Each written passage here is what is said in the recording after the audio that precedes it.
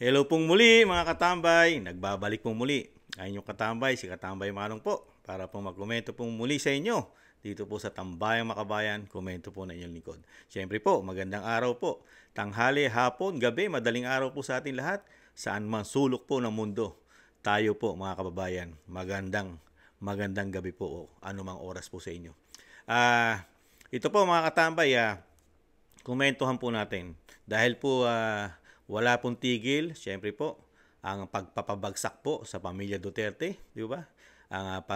Ang ginagawa po nila political harassment, demolition job, lalong-lalo po sa Vice President. Ngayon naman po, ang ating pag-uusapan, kukomentuhan, ang dating Pangulong Duterte naman po. Ito po, natanggap na daw po ang sinasabing imbitasyon po ng House Quadcom dito po sa sinasabi pong investigasyon po nila sa War on Drugs o sinasabing EJK po ng sinasabi po ng Quadcom mga katambay. Natanggap na daw po.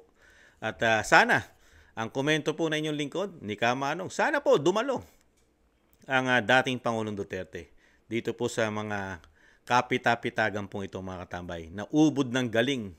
Nakakaakala mo po mga katambay, akala po natin o akala po ninyo mga kababayan na ano po ang napatunayan itong mga congressman na ito. Ikumpara mo sa dating Pangulong Duterte. Meron na po bang nagawang kabutihan para po sa taong bayan itong Quadcom na ito mga katambay? Maliban po sa nakatago po nila at sikreto po na mga pondo, mga tambay.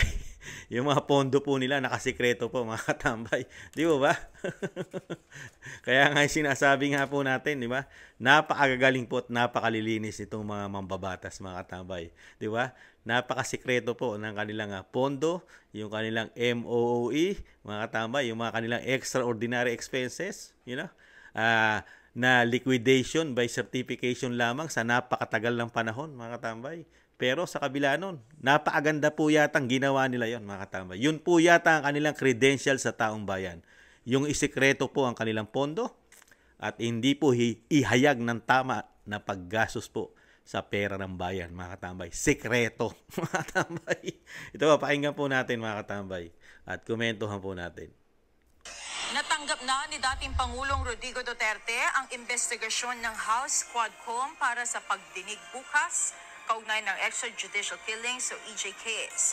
Ito ang kinumpirma ni PNP Public Information Office Chief, Police Brigadier General Jean Fajardo.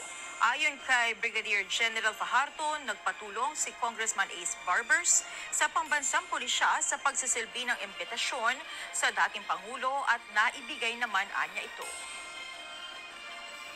I have is the picture na napareceive na po. Confirm po yun. Yan po mga tambay. Ginamit po ang PNP ng Quadcom po sa pangunguna po ni Representative Barbers mga tambay ng Quad Committee na sinasabi po ng mga kababayan natin na huwad, mga tambay. Napakaganda po niyan. Sana nga po dumalo ang dating Pangulong Duterte at nang malaman natin kung ano po ang sinasabi po nila na pangit na ginawa ng isang presidente na nagdaan sa ating kasaysayan, na nilinis niya, hindi man totally nawala, pero napakalaki pong pagbabago ang nangyari sa ating bayan. Lalo po sa mga normal na katulad po natin, mga katambay, mga kababayan ko, tayo pong mga normal, nagkaroon po tayo ng kapayapaan, takot na wala po ng 6 na taon ng takot natin. Sa mga umiiral po, lalo po sa krimen, mga gumagamit po ng droga sa ating mga syudad, sa ating mga barangay, di ba? Lalo-lalo na po, di ba? Tayong mga OFW, nagkaroon tayo ng kapayapaan para sa ating mga anak. Naging mapayapa ang ating kalooban, di ba? Ng 6 na taon. Dahil naprotektahan po ni dating Pangulong Duterte yung mga anak natin. Number 1 po, malayo po sa masamang bisyo, katulad po ng droga. At, nagkaroon po ng safety sa mga kriminal. Hindi lang naman po pagsugpo sa droga ang ginawa ng dating Pangulong Duterte. Pati po ang masasama pong tao, di ba? Nagkaroon ng takot. Nagkaroon po sila ng takot sa gobyerno, sa batas. Di ba? Napakarami po. Mga kriminal, mga rapist, mga mandurukot, pati po yung randing and tandem nung panahon na yun, mga pumapatay. Di ba? Nakasakay sa motor. Di po ba? Nawala po halos lahat yan. Pati po yung mga problema sa airport, di ba? At napakarami pang iba. Pati korupsyon. Hirap na hirap po. At takot pong mag-corrupt ang mga mambabatas natin ng mga panahon na yon. Takot po silang mabutasan dahil mapapahiya po sila.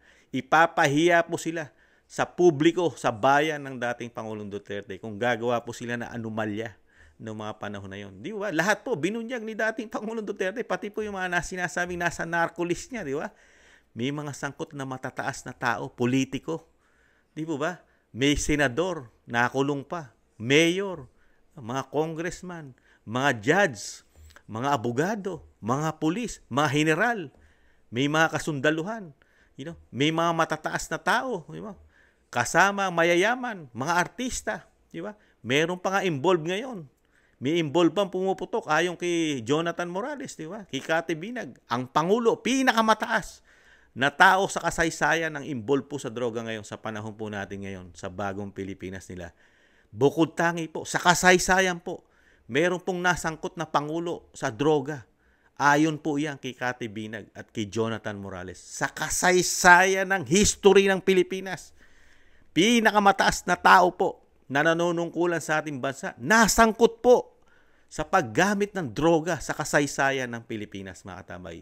Ang Pangulong Marcos Jr. daw po. Ayon po ito, kay Cathy Binag, kay Jonathan Morales. Isama na natin si Maharlika, mga katambay. Di po ba? Sila po ang magpapatotoo. Lalo-lalo raw po yung USB. USB, mga katambay. 150. 150. More than USB, mga katambay. Napakarami pong ebidensya na hawak si Cathy Binag sa kasaysayan yan. Sana mapag-usapan po yan. Pagdalo po, mapag-usapan din po yan sa mga investigasyon. Yung issue po ng Pangulong Marcos. Sa kasaysayan ng ating bansa, meron pong na-involve na Pangulo sa droga. Ayon niya kay Cathy Binag, mga katambay. Di ba? Nakakalungkot. Pero ang inaasikaso po ng mga Quadcom committee, yung nakakasira po, nakakasira sa ating bansa, sa ating mamamayan, sa ating mismong mga anak, mismong ating sarili. Mga magulang, mga kapatid, hanggang sa ating mga anak na po pwedeng ma-involve dito sa droga na ito kung hindi po ito masusugpo at hindi mo gagamitan ng kamay na bakal na kailangan matakot. May takot po kailangan kasi ang gumagawa nito, di ba? Nung panahon po ni dating Pangulong Duterte, natakot po sila. Iniwasan po nila ito ng 6 na taon. Itong droga. At ang paggawa ng krimen, napakaliit po ng porsyento na lang ang kumakalat na droga sa ating bansa. Pero itong mga congressman na ito, representative na ito, mga katambay, wala po silang nakitang kabutihan. Mas gusto pa nilang kumalat ang droga. At ang pinagtataka ko, concern na concern sila doon sa gumagawa ng masama. Pero hindi sila concern doon sa na-biktima nito. May mga biktima po ito, mga katambay. Itong gumagamit po ng droga at yung mga kriminal. May mga biktima po ito na normal na tao, mga katambay. Napakarami po. Di ba? Isang damukal na balita sa mainstream media. Ang ginawa ng masama nitong mga addictus na ito, paglulong sa droga. Pero hindi po nila binibigyan po ng concern yan ng mga congressman. Mas concern po sila sa mga drug lord, sa mga kriminal, sa mga addict na lumalabag sa batas. Pero ito, mga mambabatas ito, mas pinoprotektahan po yata, komento na inyong lingkod, mas pinoprotektahan po ang mga drug lord, mga kriminal, kisa po sa mga normal na tao, katulad ni Kamanong. Yung normal, hindi mga abnormal, mga tambay. Nakaagulat po. Kaya napakasarap pong dumalo ang dating Presidente Duterte, mga katambay. Dito po. Sana po ma-lecturean po ito. Ma-lecturean po. Dahil napakagaling pong presidente ng ating dating Pangulo. At isa po itong huwes, isa po itong judge. Alam niya ang pasikot-sikot ng batas. Etong mga ito, ewan ko, mga katambay, kung ano ang maipagmamalaki nito sa mga Pilipino. Ano po kaya ang maipagmamalaki ng isang barbers, mga katambay, na nung panahon po ng war on drugs, inaangat niya po. Proud na proud po siya bilang congressman. Proud na proud po siya kay dating Pangulong Duterte. Noong mga panahon pong yun, Dahil po, tumahimik po ang Pilipinas, tumahimik po ang mga syudad, tumahimik po ang mga barangay. At naging history po tayo sa buong mundo. Di ba? Nasa history tayo mga tambay. Nasa Time Magazine pa ang ating Pangulong Duterte sa dami po na sumuko ng mga durugista, mga addictus, di ba? Sumuko po, milyon po ang nagbalik loob, sumuko, nagparehab. Kaya nga po napakaraming ipinagawa po ng gobyerno, di ba? Mga rehab center, isang damukal, pero hindi po ito nakita ng mga congressman, mga katambay. Yung pagbabalik loob, yung mga namatay lang po ang nakita nila. Pero yung namatay, yung sinasabi nga po ni dating Pangulong Duterte, mas gusto po ba na mamatay yung mga normal na pulis na ang buhay nila ay nakaambana na sila ang mamamatay? Mas gusto po yata ng mga congressman na mas mamatay ang mga pulis dahil yung karamihan po rito ay may mga dala rin po ito, lalaban po ng patayan ito. Di ba? Dahil karamihan po dito hindi magpapahuli ng buhay. At yung iba naman po, yung komento na inyong lingkod, yung iba naman po, di ba? Nililinis din po ng mga sangkot, ng mga kapulisan, mga general. Nililinis nila yung katawan nila, yung kanilang sarili, yung katawan nila, nililinis nila para hindi maging involved, hindi sila, hindi sumingaw ang kanilang baho pagdating sa droga. Inuunahan na nila, di ba? Hindi nangyayari po 'yan sa kapulisan, di ba? Para lang po maiiwas dahil nung mga panahon na 'yon, war on drugs, di ba? Maraming sangkot. Alam natin pare-parehas 'yon. Hindi naman tayo bulag. Nakita natin ang 6 na taon, di ba? Napakarami. Marami pa nga nagtago, di ba? Nagtago sila. Yung iba ngayon nakabalik na, di ba? Kaya dito po mga katambay, uulitin ko, napakaganda po ito na sana dumalo nga po ang dating Pangulong Duterte. Napakaganda po. Ito po. Saka mas mainam nga po, ilabas nila ang tapang nila mga katambay. Ilabas nila ngayon ang angas nila.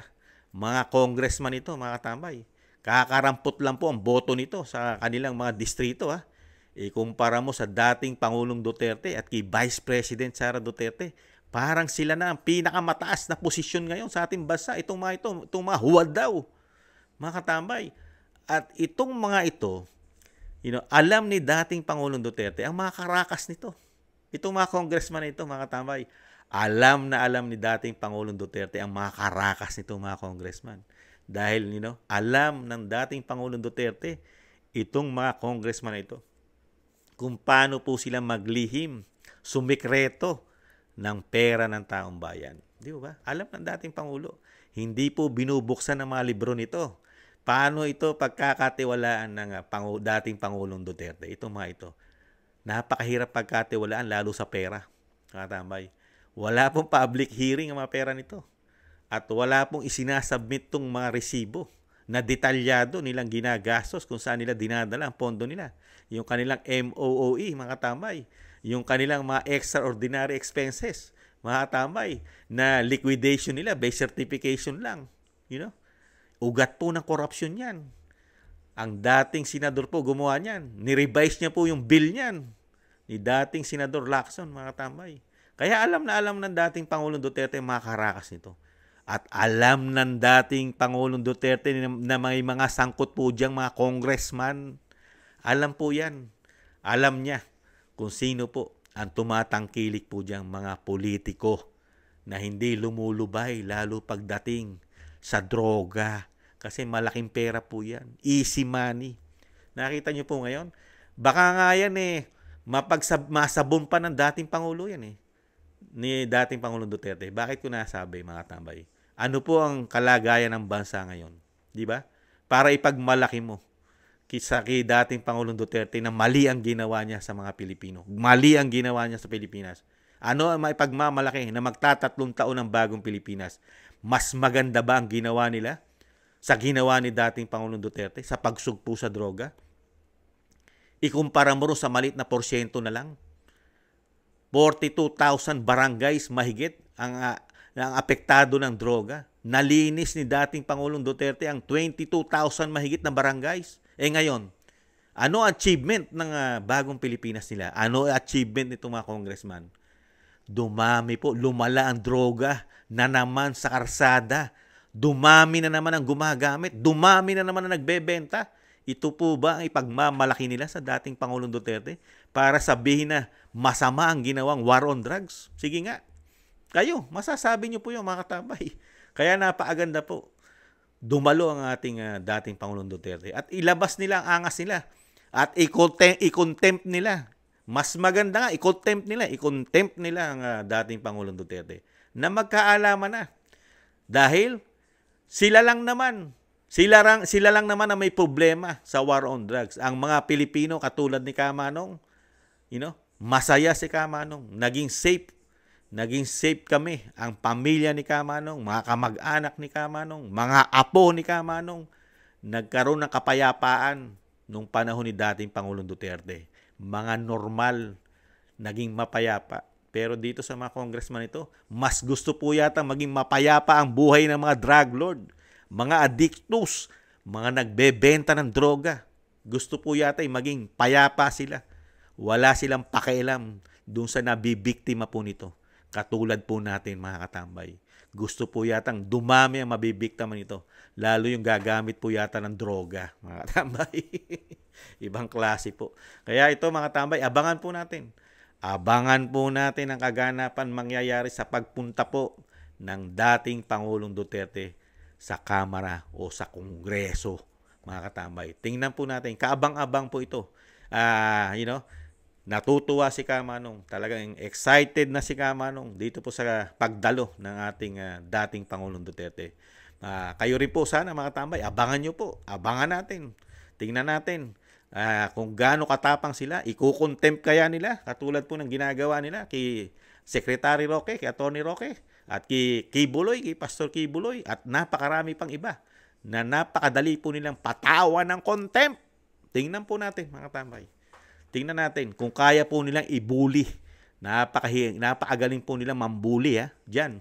Lalo yung mga magagaling na congressman yan, di ba? Sila Akop, yung grupo nila, di ba? Tapos yung isang artista, di ba? Magagaling. Sila Barbers, yung grupo ng Quad. Tingnan natin kung kaya po nilang ibuli ang dating Pangulong Duterte na napakagaling sa kasaysayan ng ating bansa na bukod tangi po sa loob lang ng 6 na taon. Napakarami niyang achievement na ginawa sa ating bansa. Pero sila 3 taon. Ano ang achievement po nila na nagawa sa atin? Magtatatlong taong, Duterte lamang ang achievement nila ginagawa. Puro pabagsakin po ang mga Duterte at nakapaligid po sa Duterte ang ginagawa nila achievement sa mga Pilipino. At yung sinasabi pong Ayuda Nation, ang mga achievement mo nila. Yung kadiwa at yung kanilang mga sinasabi po ng mga Pilipinong isang damukal na korupsyon na hindi po maipaliwanag dahil wala pong hearing na ginagawa po. Itong Kongreso na napakahilig mag-hearing. Walang nakikitang korupsyon sa bagong Pilipinas, mga katambay. Kaya po mga Pilipino, nagagalit na po mga Pilipino dahil mga bias, mga katambay. One-sided lamang, mga katambay. Di ba? Muli po, si Katambay Manong, nag-aabang po. Sana ganun din po kayo. Salamat po mga katambay sa nakagusto po ng ating maliit na channel, Tambayang Makabayan. Komento po na inyong lingkod sa YouTube at TikTok. At maraming salamat din po sa mga nagla-like, share, subscribe, at sa mga magsusubscribe pa. Maraming salamat po mga katambay. At sa inyong mga comment. Maraming salamat. Sa muli po mga katambay, paalam. Ingatan nawa. Bye-bye.